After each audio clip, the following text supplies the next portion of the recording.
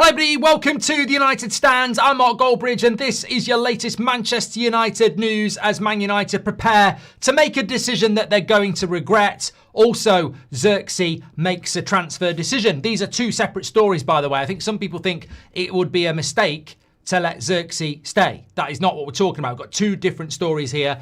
Also, we've got the latest for you around what's going to happen with a midfielder, Conor Gallagher. We'll be talking about that and a couple of other bits to as well tonight. So get your comments in, drive the show as normal. But look, what we're talking about here is two big stories to talk about. First of all, I want to talk about how people could be moving in January for our targets while we sit and do nothing. Secondly, there's reports tonight that Joshua Zirkzee has decided to stay at Manchester United and fight for his place, which would be the second time he's done that in a January transfer window. So are you happy with that? We'll talk about that in a few minutes. But I want to start off with, and I'll get a little bit of a poll going here as well. Are you happy with Zirkzee staying?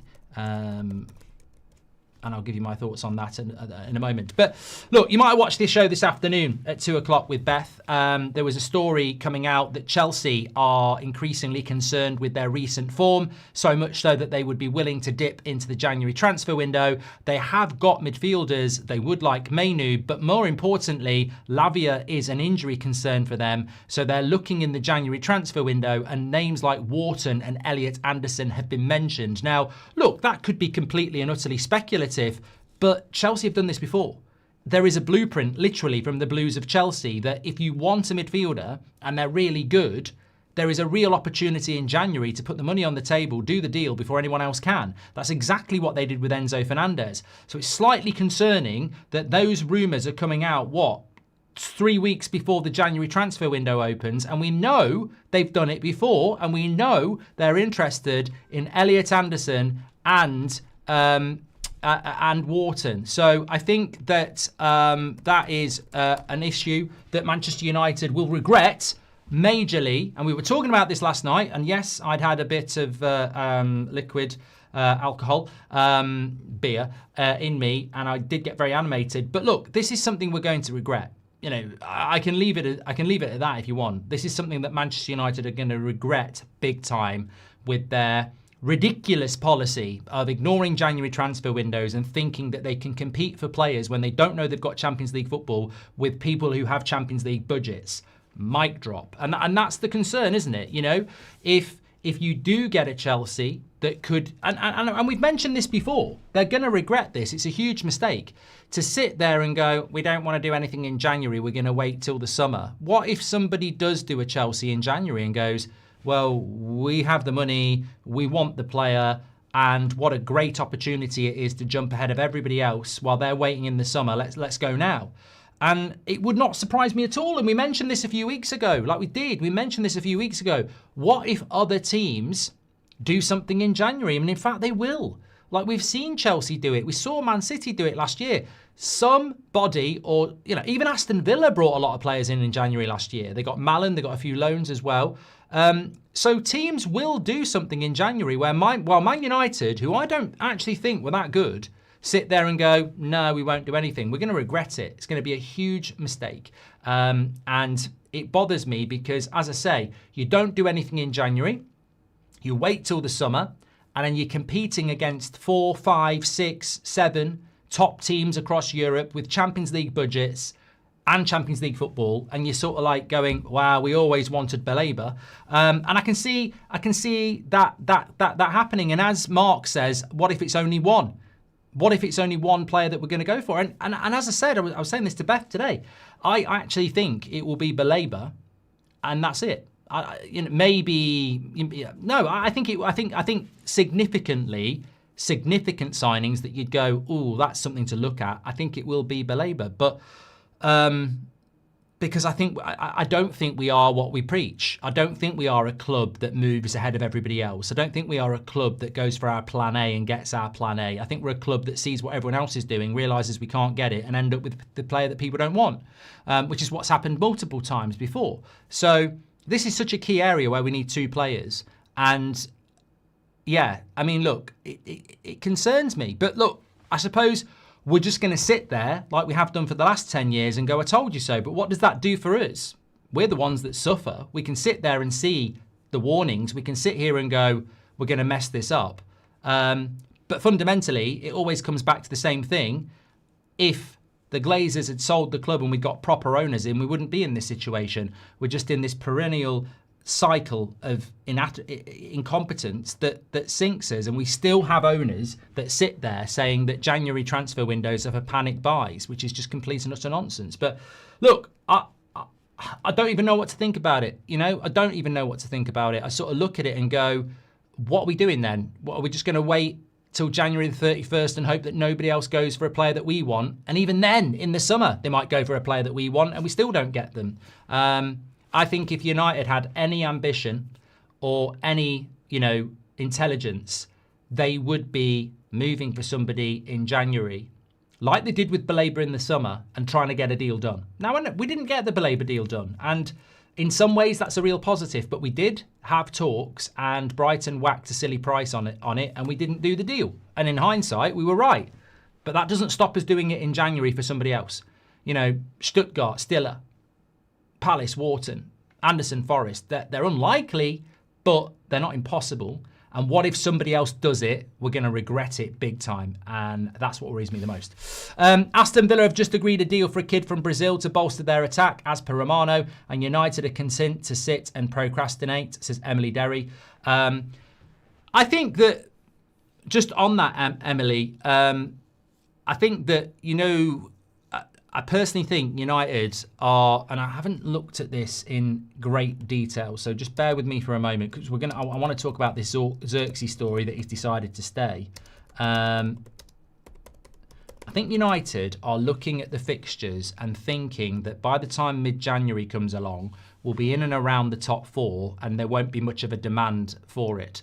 And they might be right about that. I think we do have fans in our fan base who are, well, we've seen it. We've seen it. Last Thursday, if I'd said Amorim out, I'd have been, oh, yes, he's right. And on Monday night, if I'd said Amorim out, I'd be toxic, because we've got flip-flops in our fan base. And I think that there are some fans that if we were near the top four in January, they'd say, stop moaning, we're near the top four, Ineos in, right? And then when we lose a couple of games in February and we're down to 7th, they'll go, oh, Ineos out. They should have bought someone in January, because their brains literally flick a switch. They're a bit like the players, actually. They just flick a switch all the time based on the last result. I think the club realised that, and they're thinking, if we can beat Bournemouth on Monday night, beat Newcastle, beat Wolves, that's 9 points from our next 12 minimum. That's definitely going to put us in the top four. Then you've got Leeds and Burnley. We could be, could be another 6 points there. We're firmly in the top four, halfway through January, and we leave it. But what have we got at the end of January? Man City at home and Arsenal away. And suddenly, you're not in the top four, you're 5th. And then you head into February, and you've got, some difficult games there as well. So I think they're just hoping that this team can grind out the results enough to get in the top 5, top 4 conversation, and they don't need to spend money. And that's a very, very dangerous thing to do, I think. Zero Connection says, I hate how unadaptable the club is. Well, ultimately, it is. You're right. It's about trying to do it on the cheap. It's always about trying to do it on the cheap. Don't use the January transfer window, and we stick with targets regardless if their form drops. Cough, Baleba, says Zero Connection. And also, you know what it is as well. It's this. Everybody knows it. Journalists know it. You know it. Everybody knows United need about 6 players for the first team. They might not always start, but they need about 6 players. Everybody knows it, right? So you would think, logically, if you need 6 players, you need them today, but you can't get 6 players today. So you'd go, well, let's get 1 or maybe 2 in January, and then 3, maybe 4 in the summer, and we've got the 6 players. That's logical, isn't it? But Man United go, no, let's not use January at all, and then we'll get 3 or 4 in the summer, and then we'll wait till the next summer to get the other 2. So instead of doing something in 6 months, 2 transfer windows, we'll ignore both January transfer windows, and it'll be the start of the season after next before we have those 6 players, because that's how they think. Logical? No, completely illogical. But that's what Man City did last year. They got 2 or 3 players in January, and then they got the remaining players in the summer, and now Man City's rebuild is done. Man City have just evolved into a different team in the space of 6 months. And Man United can't do that. Wharton and Anderson would be nuts to move in January, says Robert McCormack. I've got a great little bit for you, Robert McCormack. I think you're going to really like it about Mason Mount in a little bit. But I don't think Adam Wharton would be mad to leave Crystal Palace in January if he was going to Chelsea. I don't think he'd be mad to go to Manchester United because he'd start.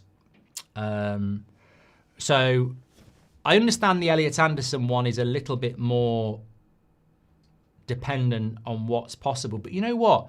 Whether they're mad or not, if you put the bid in and Nottingham Forest accept it, would you reject it? If Forest accept it, would you reject it? Because that's how you talk to Anderson and Wharton. You've got to do a deal that Forest or Palace accept. And then if you're Wharton and Anderson and the club's accepted it, do you want to stay then? So that's how a transfer works, isn't it, Robert? Whether they'd be mad to go or not, it wouldn't be their decision, really. If a club accepts a bid for you, you're instantly like, well, screw you, you know? Every game to rotating just before the World Cup, says Robert McCormack. Yeah, but no, if Man United bought Wharton, he'd be straight in the midfield. I don't care what anybody says. I mean, if Man United spent decent money on a midfielder, they go straight into that midfield. I mean, I don't know whether it'd be for Bruno or Casemiro, but they would go straight into the team. I wouldn't confuse the fact that Mainu and Agate are sat on the bench and a new signing would be sat on the bench. Amorim doesn't rate Agate and he doesn't rate Mainu. If you brought a midfielder in that he rates, straight into the team, definitely. Absolutely convinced about that. Let me just talk to you about Joshua Zirkzee. So Zirkzee, according to Sky tonight, has decided to stay at Manchester United and fight for his place. 70% of you are happy with this in the section there. I think with Zirkzee, you know what? I'm happy about this.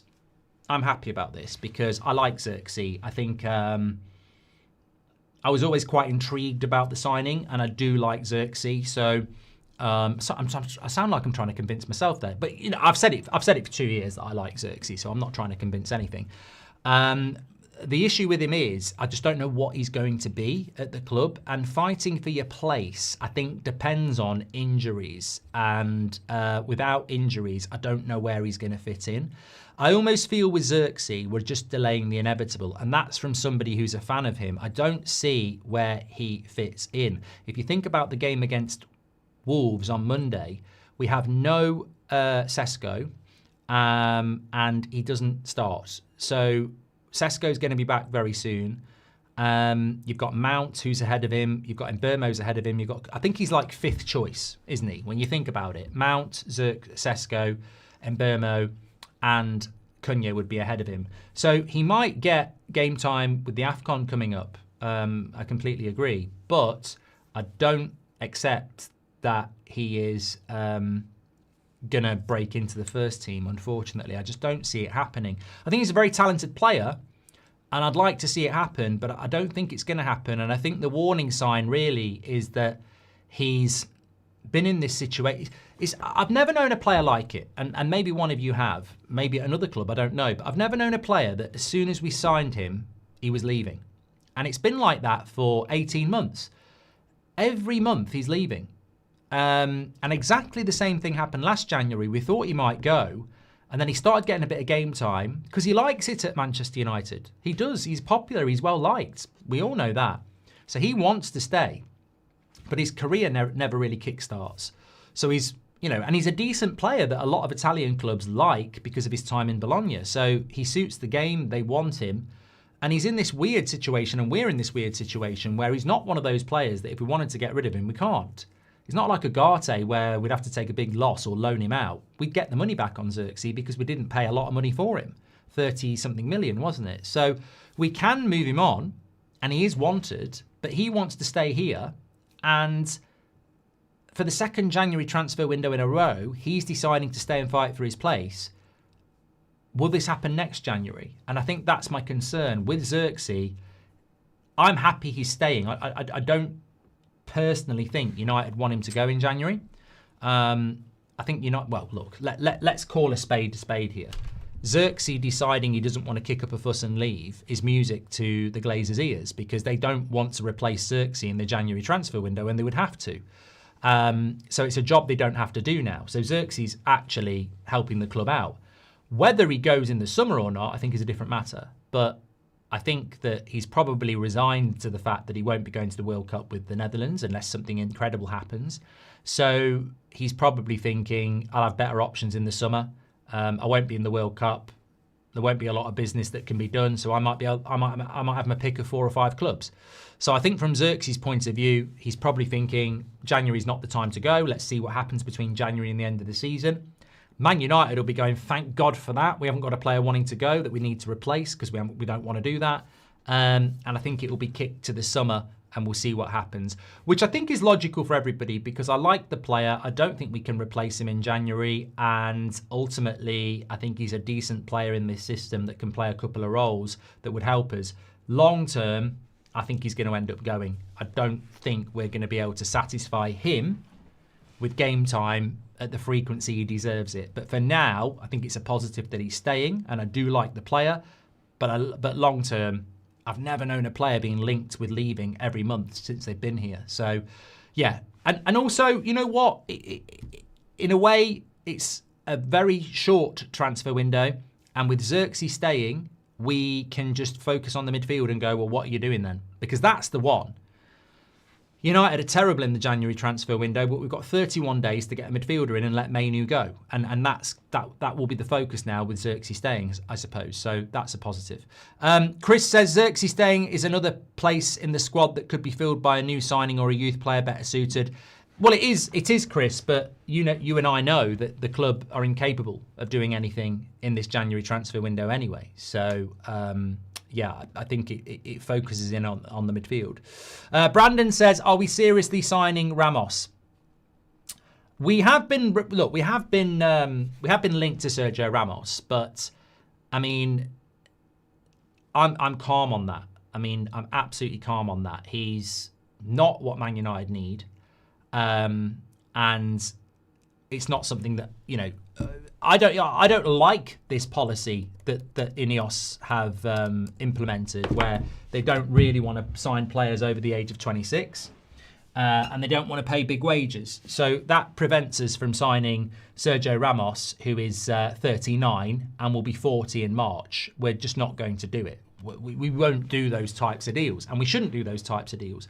So I suppose that's a positive of this new policy that Sir Jim Radcliffe's Ineos have implemented, where they won't sign players over 27 on big wages. I mean, Sergio Ramos is 12 years older than that, so we won't be going anywhere near him. Try says, Sanderberg, get him, cooking for Norway and Fulham. And thank you very much for that as well. Well, look, let me just talk about the midfield for a moment, because there was something about Conor Gallagher. Somebody asked in the live chat right before we went live saying, have you seen this story about Conor Gallagher? I didn't know what the story was, but I think it was from Talk Shit, basically saying that United wouldn't want to sign Conor Gallagher on a permanent deal in January. If anything happened, it would be a loan deal, because they want to go for more serious targets in the summer. I mean, that's basically what Fabrizio was saying 4 months ago. I think we've got Ben Jacobs on the show tomorrow, so we can ask him. I think that the story that United are putting out at the moment is that they don't want to sign a midfielder. And I'm somewhat confused about Conor Gallagher, because we tried to sign him in the summer and he's still available. So I don't know what it is we're trying to do. I don't know whether there's some gamesmanship going on, that we're trying to get him on loan, and we're just trying to pretend that we don't want him, or we've just got no appetite to do any business in January, and we're pretending that we never wanted Gallagher in the first place when we did, and we're focusing on different targets in the summer. But as Gav said, loan with an option is just such a simple thing to do. Yeah, it's a Sabitzer, isn't it? It's a Sabitzer. You bring them in, and if it works out, great. And if it doesn't, you send them back. It's as simple as that. And it's certainly better than nothing. And United should be looking to do that, because I'd rather have Conor Gallagher than Mainu and Agate at the moment. in the circumstances that we're in, because Amorim doesn't rate Mainu and Ugarte. And if he rated Gallagher, we'd have another midfielder that gets used more than Casemiro and Bruno, which is sort of like every week at the moment, isn't it? So, yeah, for me, I would do it. Talking about Bruno, by the way, I don't know whether anybody saw this today. Marcus Rashford posting on Instagram and Bruno Fernandes, the top reply in his comments. I saw a bit of it on social media. People were saying, sell Bruno, disloyal and all that shit. Look, I haven't got a problem with this. There's enough reasons to moan about Bruno when he's starting in the midfield and he's wasted, and he's not very good at it, and he should be playing as a number 10. But I can't be asked to start moaning about the captain of this club interacting with a player that has left the club. I mean, it's just the modern game. Of course, Roy Keane wouldn't be doing that years ago with Jaap Stam. He wouldn't be doing it after Jaap Stam had left. But they didn't have social media. They might have rang each other up privately. It's the modern world. I mean, look, do I want players that are players that if you leave the club, they turn their back, like Gary Neville on Peter Schmeichel in the tunnel and all that lot? Of course I do. I want players that are like fans. I want players that are like, you know, if you leave this club, you're gone. You don't mean anything. But they're probably still sending DMs to bloody Garnacho, who walked around in a Villa shirt, because that's the modern footballer. They're all mates. So I haven't got a problem with it at all. Do I like it? I wish it was different, but, you know, I wish Quality Street tasted like it used to 20 years ago. You know, I wish Christmas TV was better than it is now. Things change. Sometimes they change for the better. Sometimes they change for the worst. What we have at Man United now is players who, you know, don't behave in the way that players used to behave. And that's why, but I think that comes from the top. Like, I was listening to an interview that TR emailed me about today about Pep Guardiola's interview. And Pep Guardiola was asked a question about, does the manager or the players run clubs? And he said something like, well, the club decide that.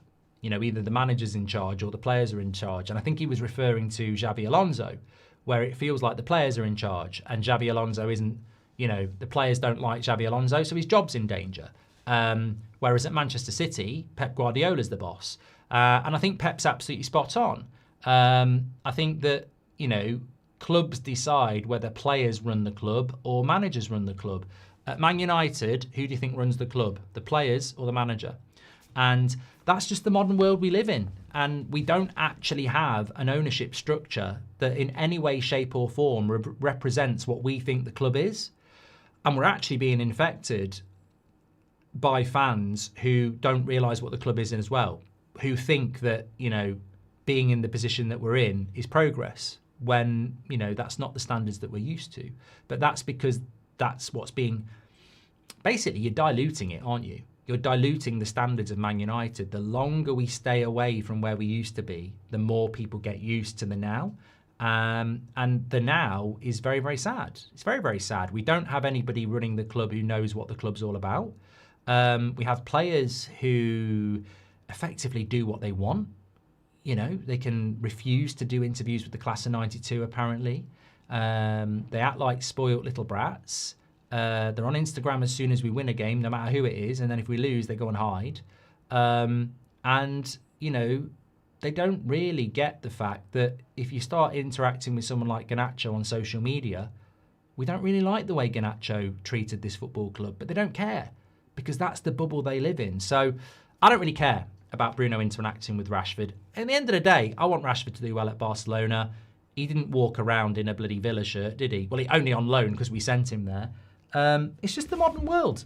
You know, I wish it was different. I do wish it was different. I wish there was at least 3 or 4 people at that football club that actually understood what it was all about.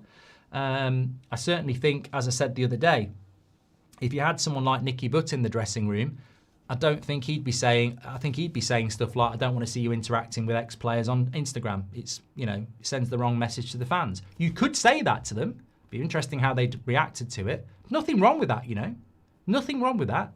If you had the right manager or the right CEO, you could easily say, I don't want to be going on Instagram seeing you interacting with players that used to play here that left in a bad way. I don't want to see it. Don't want to see it. It's in your contract. I don't want to see it. But we don't do that because we don't run the club like that. We let the players do what they want. And And that's just the way it is. So no, I don't think that's a major issue. I mean, I know he's the captain of the club, but Bruno does what he wants, doesn't he? Let's be honest. I mean, some people don't even want him to be captain. They don't think he's a good captain. So I think we've probably wasted too much time talking about that, to be honest, anyway.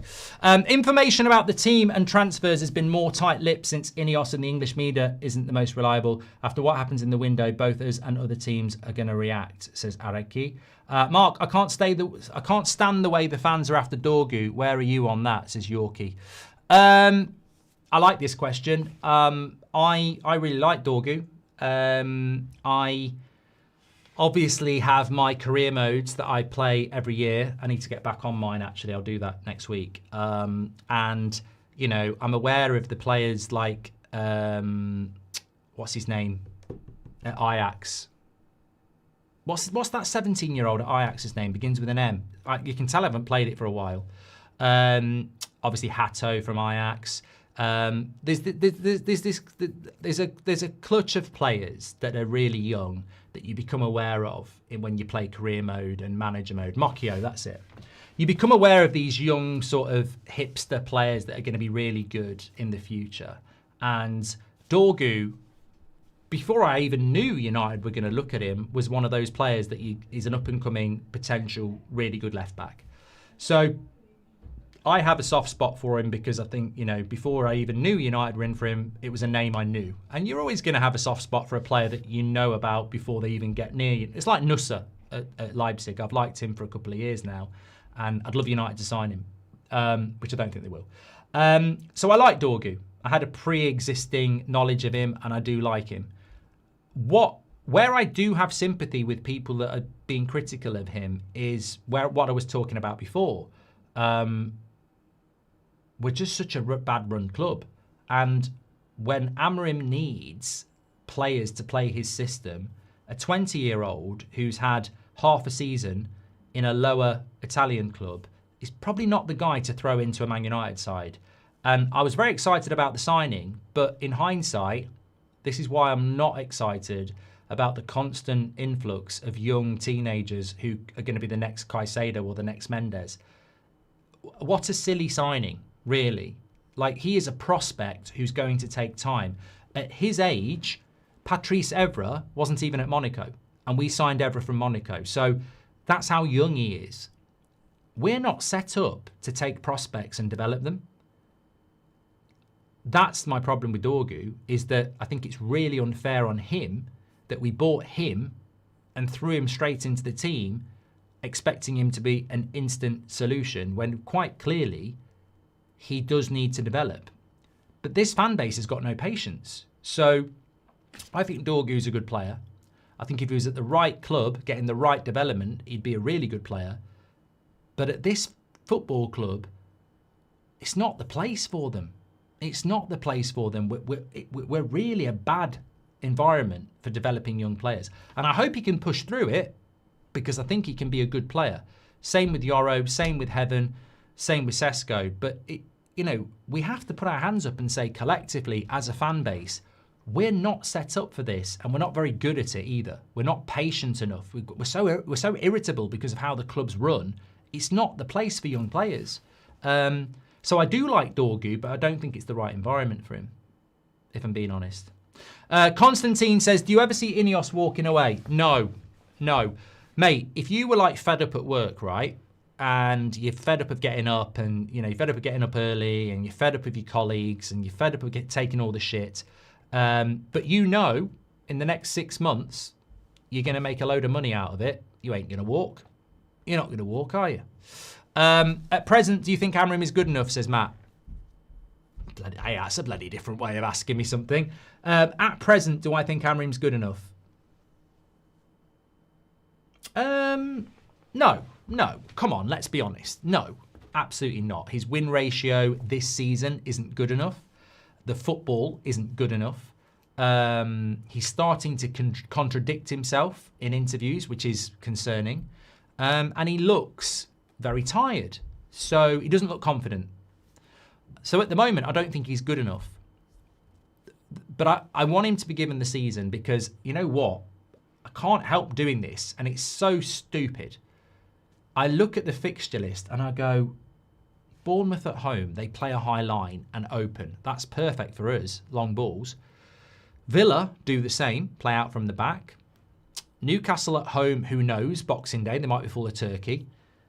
Wolves at home, come on, that's 3 points. You know, that's 3 points, 100%. So you look at them and you go, there should be more wins than there are losses on paper. I know it's paper. Then you've got Leeds away, which will be difficult because it's Leeds, but then, you know, could be. Burnley away again. So I think that you look at the next 6 games and you go, I want to say 5 wins, but, you know, 3 or 4 wins, do you start building something? But he's not doing good enough at the moment. Come on. If you have standards, he's not doing good enough at the moment. That doesn't mean he won't do good enough, though.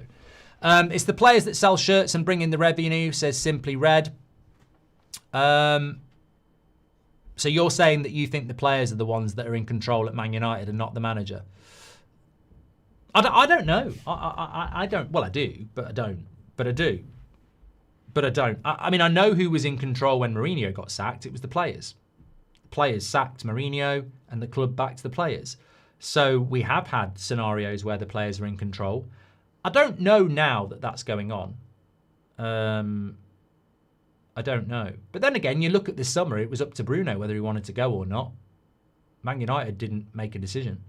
They let him make his own mind up, didn't they? So, I don't know. What I want to see is just a changing the mentality. Jesus says, if you are friends with co-workers and they decided to leave the company to try to progress their career, do all of a sudden hate them and stop being friendly? If you see them, it's friendly, right? Yeah, yes, that's fine. But I think what people are saying is, like, it's doing it publicly. Like, I've said my piece on it. I don't really have a massive problem with it, but I think it irritates some people how the captain of Man United is getting into the replies of players that didn't work hard at this club and left. I think, you know, but that's modern football. As I say, I don't have a problem with it. I've got more problems with Bruno not tracking runners and marking people than what he does on his Instagram. But you know what? He's like a god at Man United. He can do what he bloody well likes. He's the captain. He's the biggest earner. He's Amorim's best player. So he can basically do what he wants. I wouldn't waste time getting frustrated about how the captain of Man United or any other player acts on Instagram. If it's him. Is it him? I don't know. But a lot of them have. But it is. But also, Charles makes a good point. It is competitive sport. Like, you're being paid by Manchester United to be the best. You're not being paid to have be a brand and piss about.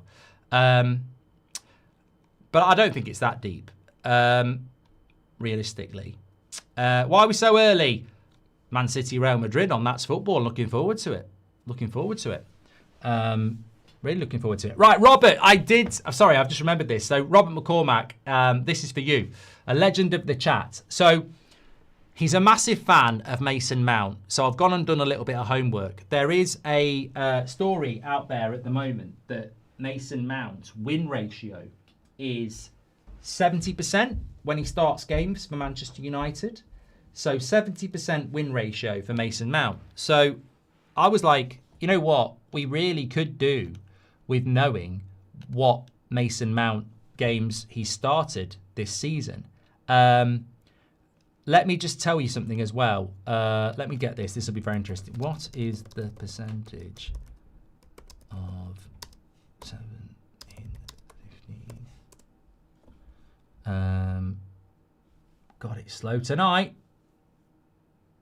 Amorim's win percentage in the Premier League is 46% at the moment. So 46% is Amorim's win percentage this season in the Premier League. Altogether this season, if you include Grimsby, it's 43%. So the manager of Man United's Premier League win ratio is 46%, and Mason Mount's win ratio is 71%. So, I think that's hilarious. So when Mason Mount starts for Man United, we have a win ratio of 70%, but our manager's win ratio is 46%. But the games that Mason Mount started this season, because obviously he's lost one because it's not 100%. He started against Arsenal, we lost. He started against Fulham. We drew. But then he's basically started 6 games out of 15. So it's a smaller pool than Amorim. Amorim's managed 15 games in the Premier League, but Mason Mount's only started 6. He drew against he drew against Fulham. He lost to Arsenal, but he beat Burnley, Sunderland, Wolves, Liverpool away, and Palace away. So look, at the end of the day, he started against 2 relegation sides, Burnley and Wolves. Sunderland at home, we played very well. Liverpool away, he started, and that was a very good result. And Palace away, he started, where, I mean, again, that could have gone another way. We were shit in the first half. But look, Robert McCormack's going to be sat there smiling, and that's absolutely fine. I think that the interesting thing is that, yet again, that's impressive that when Mason Mount starts, we win 70% of our games. It's very impressive. The slight issue is that he's only started, I think, 7 out of 15 games. So that fits in with another percentage that he's not been fit for nearly 50% of our games in his entire here. So, I think that I would want a player in that. I mean, I'm not joining Robert McCormack FC here, but I would want a player starting that has that much of an impact. I would. But the biggest, we can talk about 70% win percentages. Do you want to talk about him being available for less than 40% of our games in 2.5 years? That's the biggest problem, isn't it? That's the biggest problem. When he starts, it's almost like the parable of the, Holy Grail. It's like, here's a player that clearly makes a difference when he starts, but has this huge injury issue. Robert McCormack says it's the best news ever. The problem is, it's tantalisingly positive in the sense that he clearly has a positive impact on the team, but we can't get him fit. How do we solve that? I think United need to spend a bit of money on fitness experts to try and get him fit to be able to play games, because it clearly makes a positive, clearly makes an issue, makes a difference. Anyway, look, I better get ready to go over to the Man City game. But look, fantastic show tonight. Really enjoyed it. Positive show, absolutely positive show. I don't think there's anything in there. I don't think we mentioned Amorim out at all. Ooh, it's the same show It's not the same show, is it? But really enjoyed the show. Make sure you get yourself over to That's Football, because I'm really hoping we're going to watch Man City get beat by Real Madrid. And that doesn't happen very often at the moment because they're a good side. So I'm hoping Real Madrid are going to smash Man City tonight. That would be great. And you can join in with me on That's Football for that. I might even pour myself a little Christmas aperitif. Might go to my selection box and see what I've got. Not a selection box, my advent calendar. It's one of those Fever Tree ones with mixers and stuff like that. So I might have a bit of that. Thank you everybody tonight. Make sure you please do smash a like on the video. What's going on? I need to start doing this. We've got nearly 7,000 people watching and we've only got 500 likes. I mean, literally, come on. Smash a like on the video. It's free entertainment. And sometimes I make a prat out of myself, if not all the time. So make sure you smash a like on the video. 70% of you are happy that Zirkzee is going to stay. I'm one of those. And I'll see you over That's Football in about 5 minutes. Take care, everyone. Speak to you in a bit.